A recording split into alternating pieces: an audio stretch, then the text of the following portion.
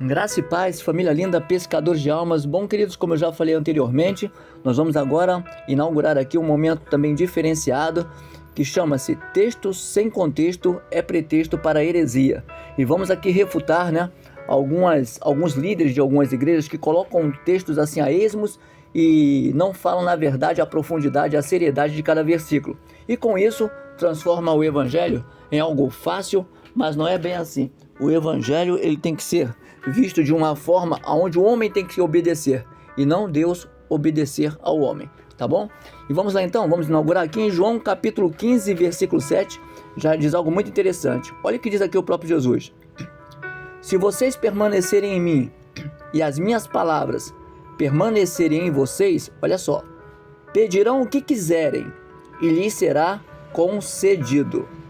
E muitas pessoas falam assim, tá vendo só, muitos líderes, tá vendo, irmão? Se a palavra diz, você tem autoridade. Primeiro erro, Deus não transfere sua autoridade para homens. Deus é tudo. Deus é tudo. Deus é Senhor, o homem é servo. Deus é rei, o homem é servo. Tá? Então não tem Deus, é pastor, o homem é ovelha. Então jamais ele transfere a autoridade.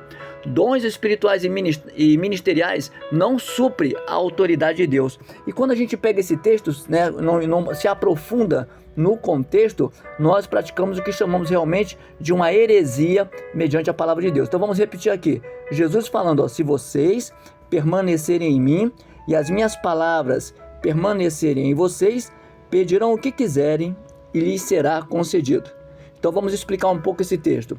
Jamais aqui, repito, tá? Jesus está dando autoridade ao homem, tá? Para ser maior do que a autoridade de Deus. Mas ele declara algo interessante que isso passa batido. E aí é o contexto desse versículo. Se vocês permanecerem em mim. Primeiro ponto. Quem permanece em Jesus faz o quê? E as minhas palavras permanecerem em vocês. Se nós permanecemos em Jesus e as palavras de Jesus permanecem em nós, qual é o nosso querer? Aquilo que vai agradar ao reino, aquilo que vai agradar a Deus, para depois pensar aquilo que pode agradar a nossa carne ou o nosso eu. Está entendendo? Ou seja, abrimos mão de tudo pelo reino. Os discípulos foram assim.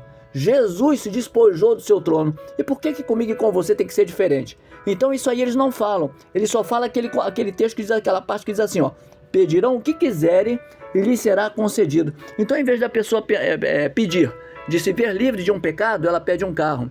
Ao invés de pedir de ter um renovo espiritual, ela pede uma casa, pede um casamento. Querido, eu não sou contra essas coisas, só que a base não está aí. A base tem que ser você fazer a vontade de Deus e as demais coisas serão acrescentadas. Então, o segredo está aqui, é nós permanecermos em Deus e Ele em nós, e as minhas palavras permanecerem em vocês. Claro, se a palavra de Deus está em nós, repito, nós vamos pedir coisas do alto.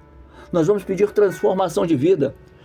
As demais coisas se tornariam desnecessárias. Por quê? Porque Deus supre como supriu no deserto. E agora eu vou pegar um pouquinho mais pesado. Tiago capítulo 4, versículo 1.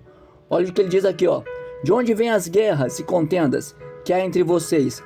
Não vem das paixões que guerreiam dentro de vocês, Paixões que guerreiam dentro de nós. Vocês cobiçam coisas, olha aí, e não as têm. Matam e invejam, mas não conseguem obter o que desejam. Vocês vivem a lutar e a fazer guerras. Não têm porque não pedem. E quando pedem, não recebem, pois pedem por motivos errados para gastarem seus prazeres. Então você vê que cai totalmente por terra essa exigência, de algumas linhas neopentecostais de que eu determino, a palavra diz, eu tenho autoridade.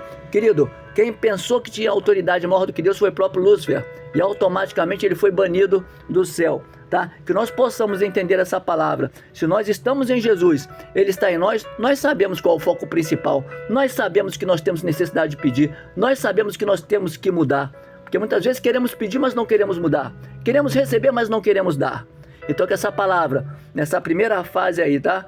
Que texto sem contexto é pretexto para a heresia, nós possamos ter entendido. E que Deus abra o leque do nosso entendimento. Você pode pedir o que você quiser a Deus, mas primeiro analise se é o principal, se é aquilo que Deus realmente quer para a minha e para a sua vida. Que Deus abençoe a todos dessa família linda, pescadores de almas, graça e paz.